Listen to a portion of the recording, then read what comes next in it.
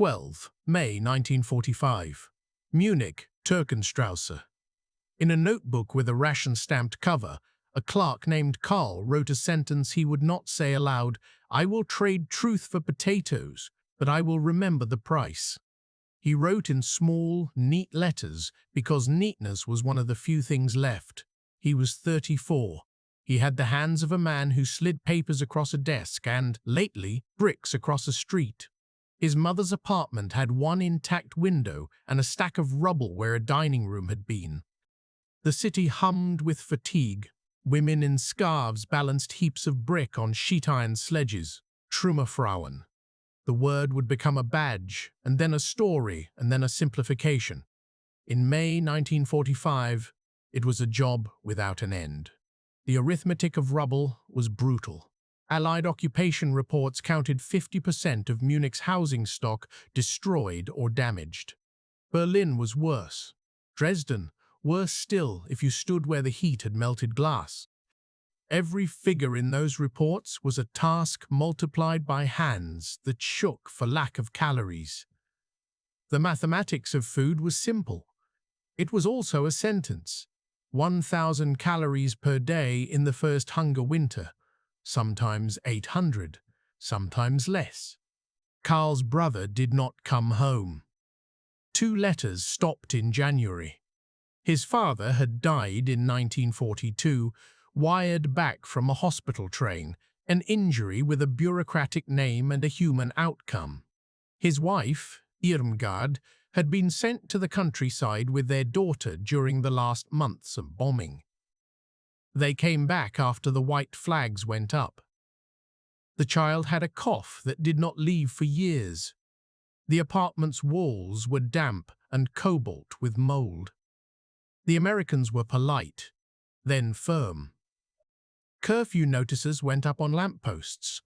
The White Star moved down Leopoldstrasse in a convoy of jeeps and supply trucks. Karl watched them the way he'd watched parades a decade earlier. The difference was obvious and not spoke.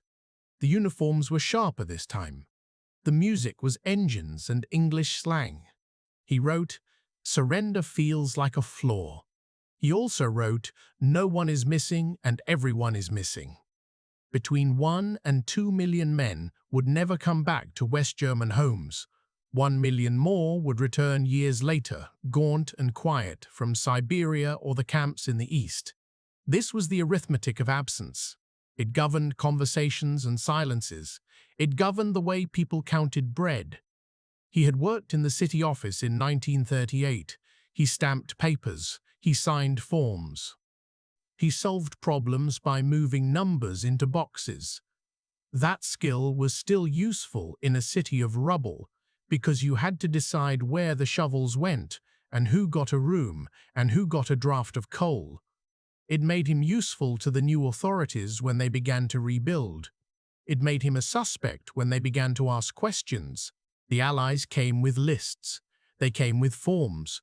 Fragebogen, questionnaires with 131 points, name, date of birth, party membership, organizations, rank, positions held, publications, references. The paper looked harmless. It was not. The questions were not new. They were the same kind he had asked others a few years ago when the categories ran in the opposite direction.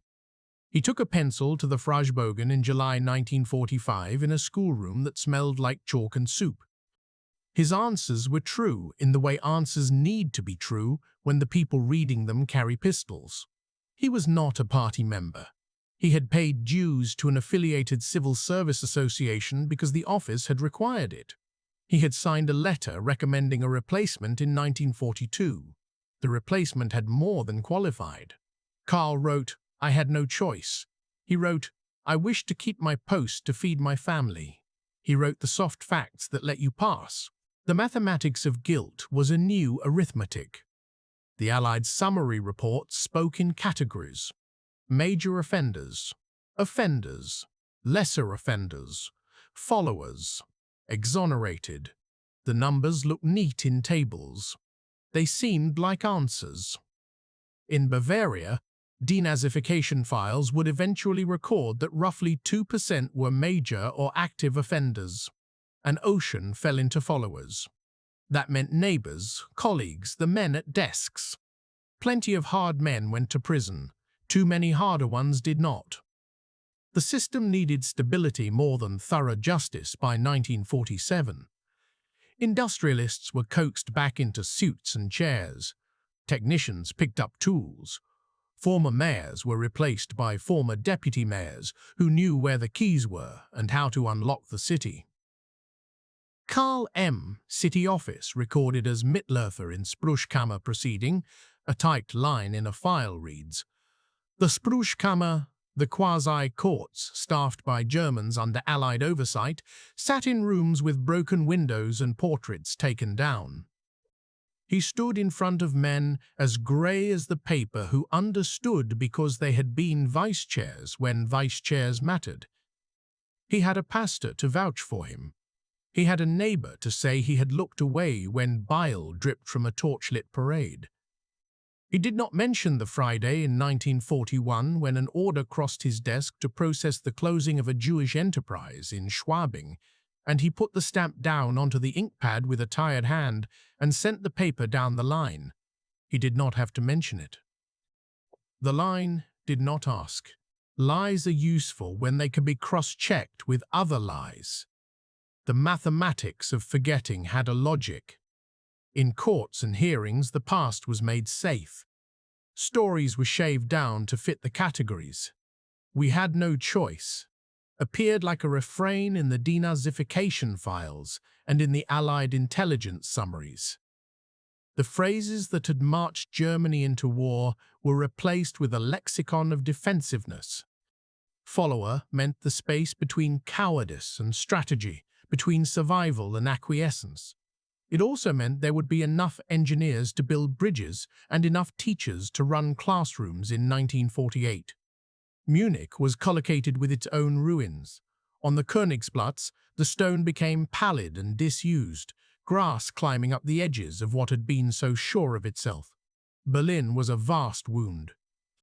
In photographs catalogued in Bundesarchiv records, women with handkerchiefs around their hair grip brick and mortar as if gripping their own ribs, carrying them to be stacked into neat piles that might become walls again.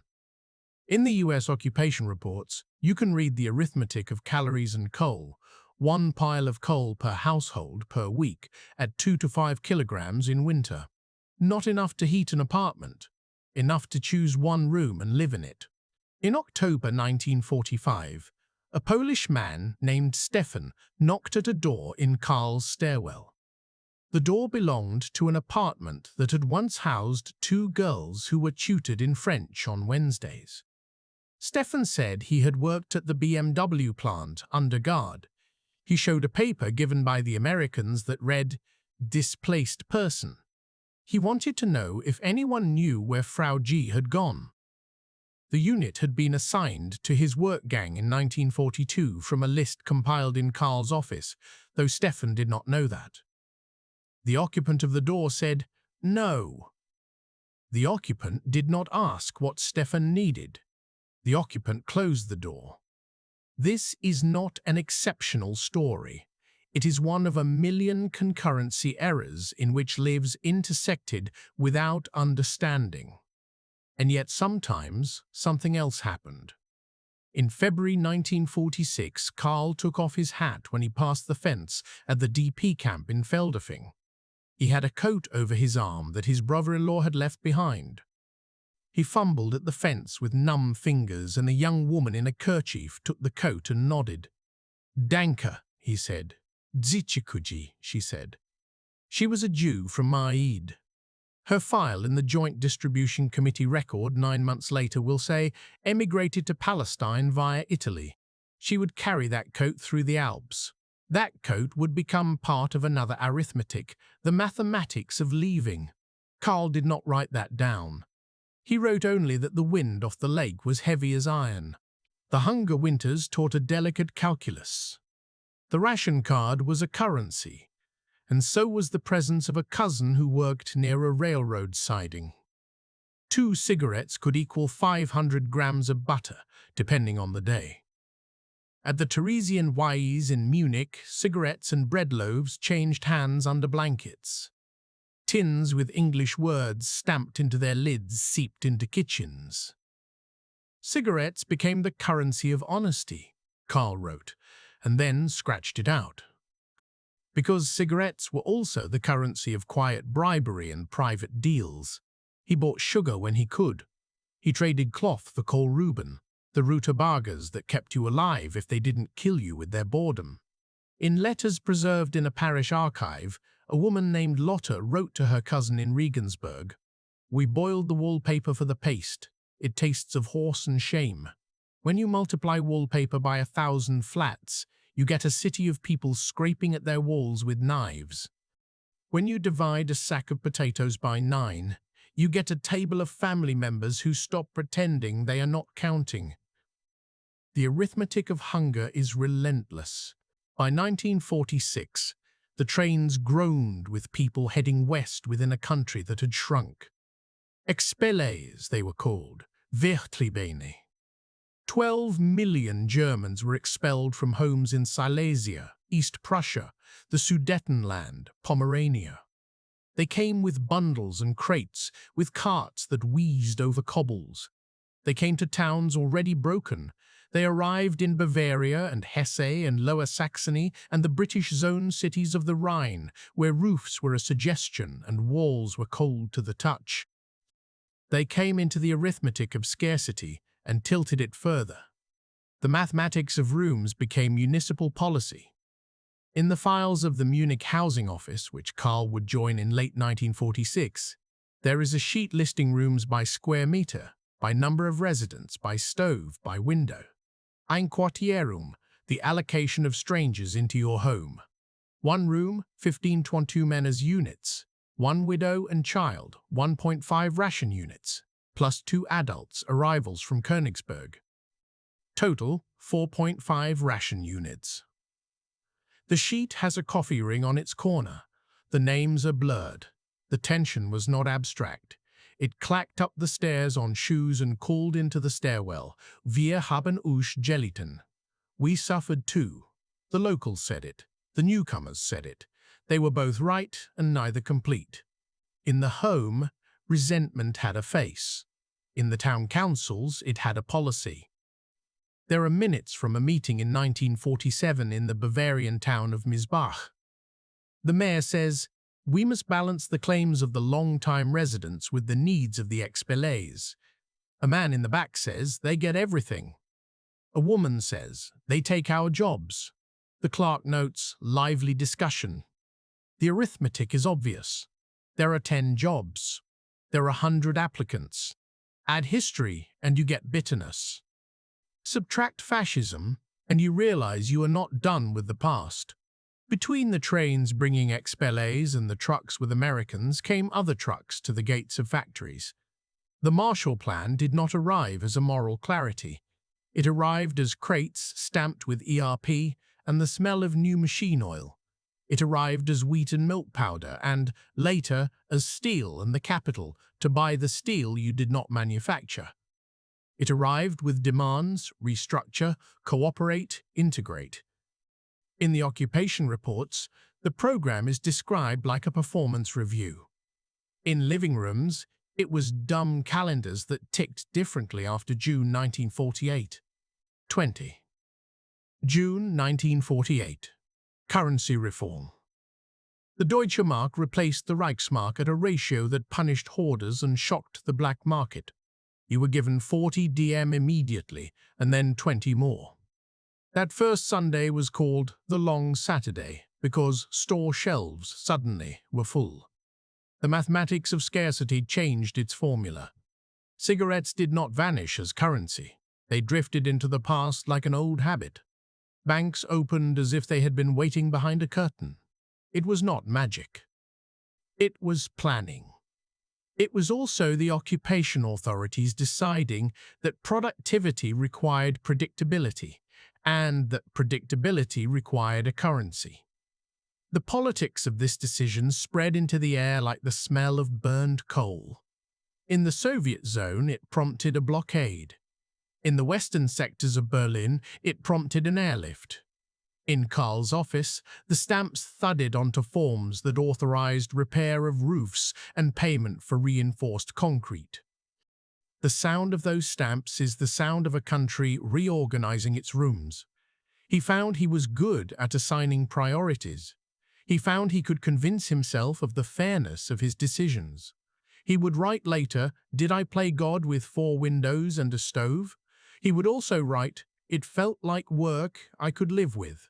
The Americans and the British wrote reports that used phrases like democratic re-education. The French wrote about reframing civic values. They sponsored films, exhibitions, lectures.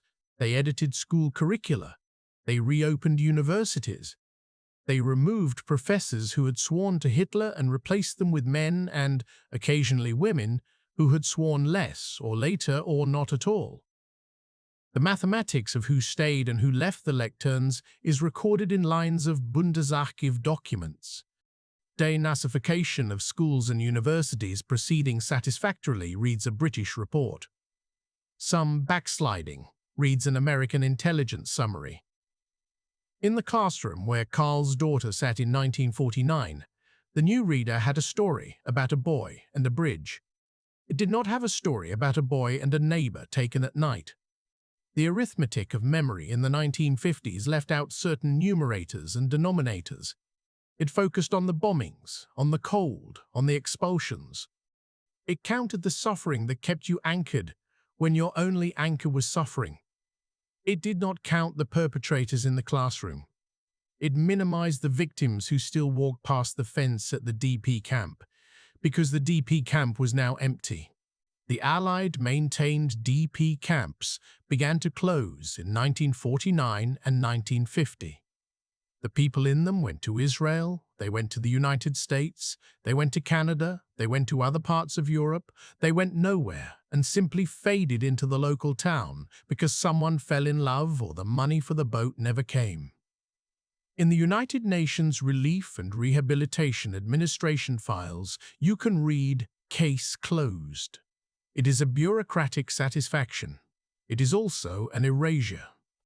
Karl walked past Feldafing in 1950, and the fence was gone in places. He saw grass where footpaths had been. 1950. Warsaw courtroom. They call me a fascist bandit. In 1995, a German delegation lays a wreath on my grave. The sentence appears in a letter that survived in a file, smuggled from a cell by a guard with a conscience, who was also a cousin who was also afraid. The man who wrote it was a former fighter in the Armia Krajowa. Communist Poland tried him for resisting Soviet authority, which meant he resisted the authority that now claimed to have liberated Europe from fascism. In Warsaw in 1950, justice became another arithmetic. It subtracted nuance and added its own fear. His name was not Karl. His life intersected with Karl's only through the news he read, and 45 years later, through a broadcast that made the line across Europe visible in flowers laid in neat arcs. By 1952, the Wirtschaftswunder was not yet called that. It was called a shift no one could deny. 7-day working weeks, overtime pay, a crane skyline, foreign capital, domestic resolve. In Dusseldorf, the factory sirens steadied into schedules. In Stuttgart, the machines came alive again, spitting gears, belts, chassis. In the Ruhr, the mines exhaled dust that rimmed every windowsill. In Munich, the gleam returned to shop windows, and Karl's daughter stared at a doll with eyelashes that closed when you laid her down. It cost 4 weeks of wages. They bought it anyway. He went from a clerk in the housing office to a supervisor in 1953. He had good handwriting. He was fair, which is to say, he was equally bureaucratic withal. He knew that ex-party membership did not disqualify a man from knowing how to wire a house. He knew, too, that the man with the soldering iron had once marched in a parade. He did not need to know this to sign the order authorizing him to rebuild a school roof. He wrote an instruction, not to be interpreted as approval, merely as utilization. This is the language of a state that learned to hire those it would not invite to dinner. He filled notebooks with the numbers that gave him comfort. Tons of cement poured in 1954, this many. Square meters of roofing completed, that many. Names of streets cleared of rubble, a list like a litany. He wrote sentences, sometimes with a private violence. I did not do enough. I did as much as I could. These sentences coexisted. He knew they contradicted each other. He allowed that contradiction to keep him upright. He allowed it to keep him silent. The Cold War made the arithmetic of guilt negotiable. In Allied intelligence summaries in 1955 and 1956, words like anti-communist reliability became modifiers that mitigated previous associations. West German integration into NATO required degrees of forgetting. The rearmament debate. Wiederbewaffnung shaped conversations in beer halls and editorial offices. Former soldiers found new uniforms. Old wars found new missions. Karl read the newspaper in the mornings and underlined phrases. Our freedom is defended at the Fulda Gap, one piece read. He wondered where the gap lay. He looked at a map and traced a line with his finger, thinking of lines he had traced in different offices with different outcomes. On a Sunday in 1955, a train pulled into Munich with men who had not seen home in 10 years. Heimkehrer, POWs returning from the East. They shuffled off the train, faces like parched earth. The welcome was not always uniform. Some men were embraced like saints. Some were stared at like ghosts. The arithmetic of their absence had rearranged the living. A wife remarried, a child grown, a room filled by someone who had fled another place. The myth of the clean soldier as the bearer of suffering but not of guilt grew in this season. It was nurtured by a country that needed to find room for the men who would otherwise disturb its sleep. In 1958, news from Ulm carried into kitchens a trial of former Einsatzgruppen men. It did not explode, it seeped. The verdicts were exemplary. The numbers were small relative to the number of men who had fired into pits. In Karl's notebook, 3 lines, these men existed. They stood in rooms like I did. They had uniforms and stamps and trucks and men. He did not tell his daughter. She was 16. She was busy with Latin and songs on the radio. 1960. On a television in the corner of a dark living room, grainy images traveled from Jerusalem. A man in a glass booth. A name, Adolf Eichmann. He tried not to watch every night. He watched every night. He wrote. His job was to make trains run. He wrote. He was a clerk like a knife. He wrote, don't make comparisons that let you off the hook. He did not show anyone the page. 1961. Berlin built a wall. The line thickened. The Cold War arithmetic became architecture. People in the East jumped out of windows into sheets held by West Berlin firemen until the windows were bricked up. Later, when students marched in the West and newspapers called for reforms, a new generation opened the files in their minds and in the archives. 1968. A son asked his father, "Where were you?" The question had only one honest answer, and many answers that were easier to say. In Karl's house, the question was softer. His daughter was kinder. She asked, "How did you help?" He said, "I kept our home together." That was true. It was also true that he had placed stamps onto papers that traveled down the hall to other desks, where other men decided what would happen. On 7 December 1970, a man knelt in Warsaw.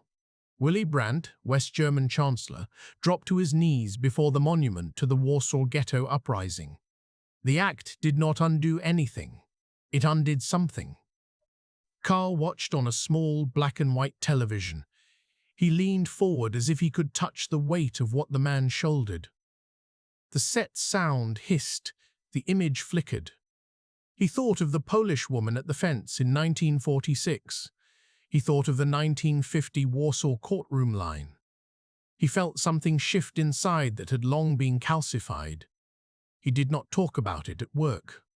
The Wirtschaftswunder had settled into a normal prosperity by the 1970s, not an explosion, but a plateau with granulated improvements, new washing machines, small cars, trips to the Alps. You could forget in such a country. You could choose not to ask. In school books, the pages about the years 1933–1945 lengthened by an inch. The drawings of tanks shrank, replaced by photographs from camps, black and white, blunt. Still, the narrative remained shaped by a manageable line, a nation led astray, a nation suffering, a nation rebuilt. The page about the expelled had a photograph of a cart in snow. The page about the perpetrators had names and numbers that could be dissociated from a grandfather's face. That is how you keep families intact. Karl became a department head in 1973. He issued memos about fair distribution of new apartment units in Neupolach. He asked for patience from citizens who wrote angry letters about neighbors playing the radio too loud. He signed his name in a way that would give future archivists an exact sample of his handwriting. He also wrote his own notes at home about things he had not told anyone.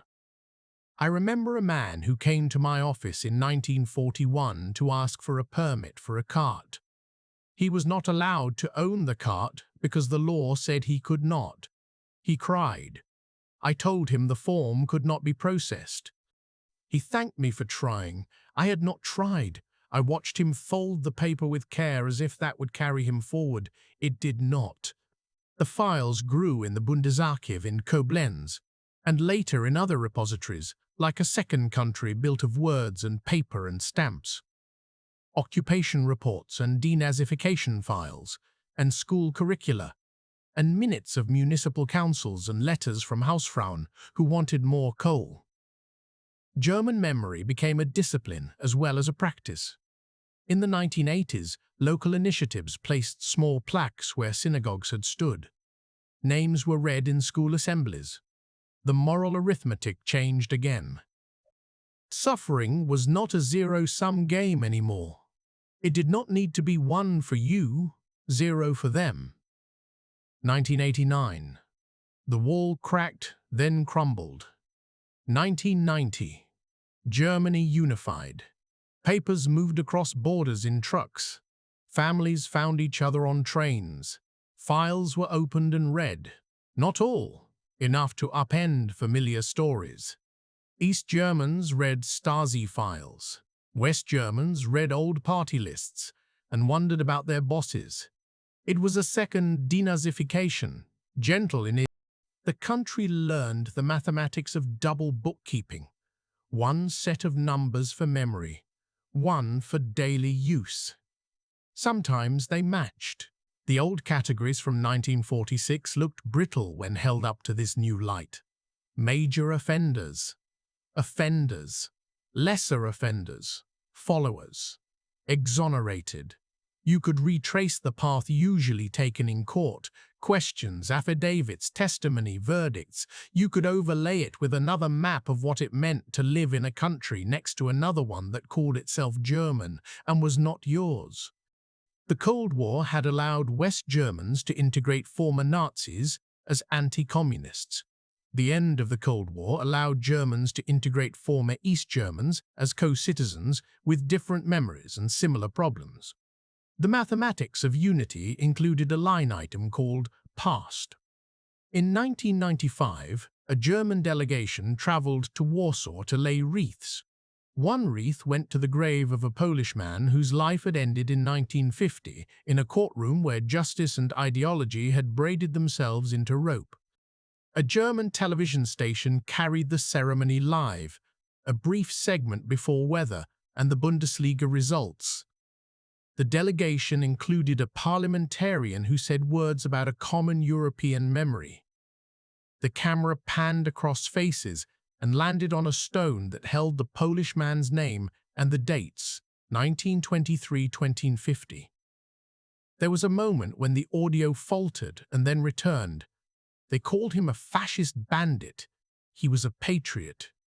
The phrase is a reversal and a correction. It glosses over the complexities and restores one truth.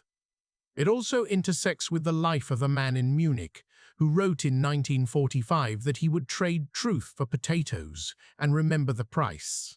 Kaliningrad, April 1995. In a photograph printed in a German magazine, old men and women hold up signs that read, "Wir haben die Heimat verloren." We lost our homeland. In Helde, a woman in her 70s stares at a building that housed her childhood before 1939. In Augsburg, a new Polish-German society hosts a meeting where elderly people exchange addresses and phone numbers. In a room on the third floor of a municipal building in Munich, a retired department head shows a younger colleague where the archives are kept. He touches the spines of binders as if they were backs of old friends. He has kept the notebook from May 1945. It has grown, a stack of similar books linted with coal dust and kitchen grease. In the margins, there are lists and recollected conversations that legitimate the self, and confessions that complicate all of it. I heard a woman cry through a door. One line reads, "I did not knock." Another, "I wrote a note that allowed a man to keep a room he would otherwise have lost. He brought me flowers. I cut their stems too short." The language of commemoration is public. It is safe. It is also iterative, and repetition can be numbing.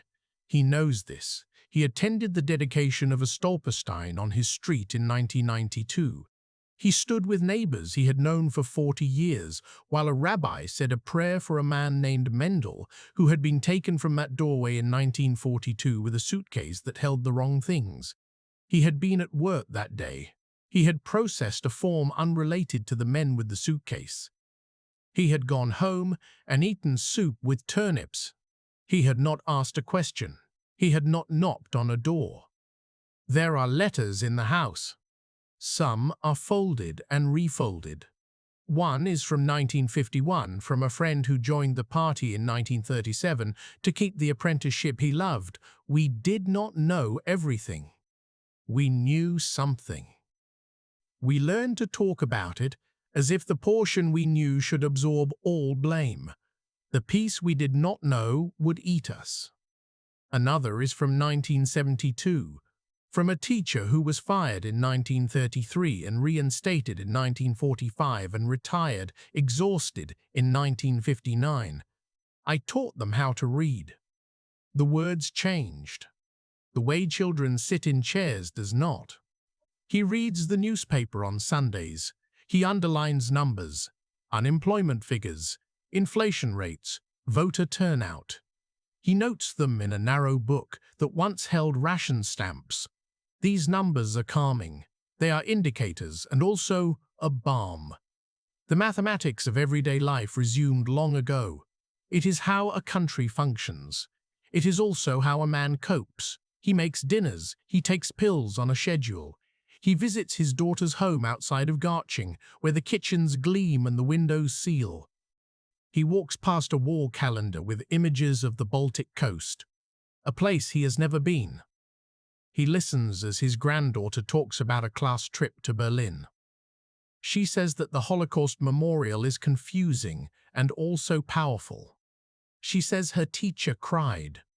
She asks what he remembers. He says, "I remember that my mother washed her hair with soap made from scrape." He says, "I remember I did not always tell the truth." Opening his notebook in November 1995, after watching the wreaths in Warsaw, he writes a sentence he could now say aloud but still weighs like contraband. "The front we fought after the war had maps.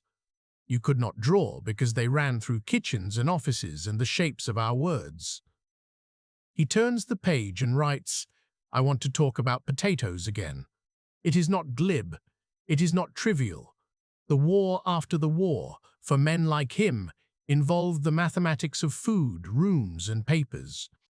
It involved the arithmetic of guilt and forgiveness, of categories that decided whether you could teach school or build a bridge. It involved the calculus of carrying a knowledge that was incomplete but sufficient to convict you in the court that sits behind your eyes. He writes names of people he knows he failed. He writes, "I am sorry." He knows the words are for him more than for them. He knows they cannot leave the page. He knows they must exist nonetheless. He knows that when the Americans drove down Leopoldstrasse, he thought the uniforms looked good.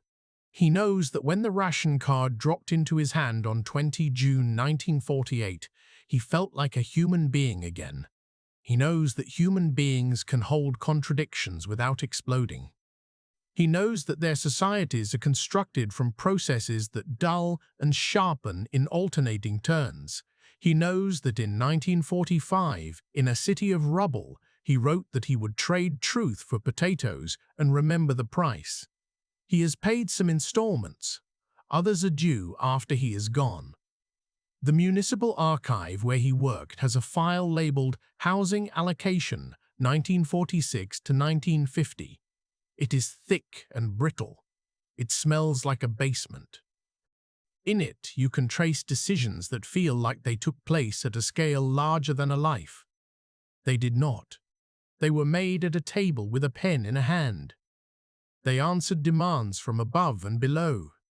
They produced minutes that look like biology, cells multiplying, dividing, specializing. The biographies of cities are written like that, in rooms where someone says, "We can put them here if we move them there." The mathematics of compassion sometimes clashes with the mathematics of capacity. The ledger is not pretty. It is not legible without patience. The denazification files, by contrast, are orderly. Categories, names, outcomes. The neatness forces a question. What neatness hides? The Spruchkammer verdicts checked boxes and opened doors. They did not settle accounts. They did not close cases. They let engineers build bridges. They let teachers return to classrooms. They let a man like Karl sit in a chair and sign a form that let another man wire a school and heat a flat and fuel a factory. If you think this is sufficient, you have not read enough. If you think this means there was nothing else to do, you have not read the letters tucked into drawers in houses like his. He kept quiet when he needed to. He spoke when the occasion demanded. He learned how to navigate committees. He learned how to speak to Americans who did not have his language and to Germans who did not want to hear it. He also learned how to live with the knowledge that the DP camp he passed on the Lake Road had housed people whom his society had tried to erase. He learned how to recall the Polish sentence, "They call me a fascist bandit." He learned what it meant when a German delegation lays a wreath on a grave in 1995 for a man its ancestors did not help. He learned how to be proud and ashamed at the same time. There were black markets, and there were moral markets. There were prices, and there were costs. Potatoes had both. So did quiet. So did raising a child to believe that you had done what you could, and later listening to that child's child ask questions whose answers live in paragraphs, not lines. The economy rebounded. The calendar turned. The city filled with music, and children pushing scooters, and men in jackets with briefcases, and women hauling groceries in cloth bags. The city kept the ghost outlines of buildings demolished and rebuilt. It kept the trace of demolition in the alignment of new streets where old ones ran at different angles. If you know Munich well, you can see where the cobbles meet asphalt in lines that are not smooth. The body remembers the wound even when the skin has knitted. At the end, there is a file that contains his own retirement paperwork. It has a photograph stapled to it and a description of his service. It notes that he began in 1938 and resumed in 1946 after a hiatus less dramatic than those suffered by men who had new lives to mend. It notes his promotions. It notes his awards, modest and municipal. It does not note the line he wrote in 1945 or any of the lines that followed. Work files rarely do. They tell one story well. They omit the stories of nights and quiet admissions and private oaths to remember the price of traded truth. He sits by the window. He listens to a radio that now delivers 1,000 stations. He hears a voice in Polish A.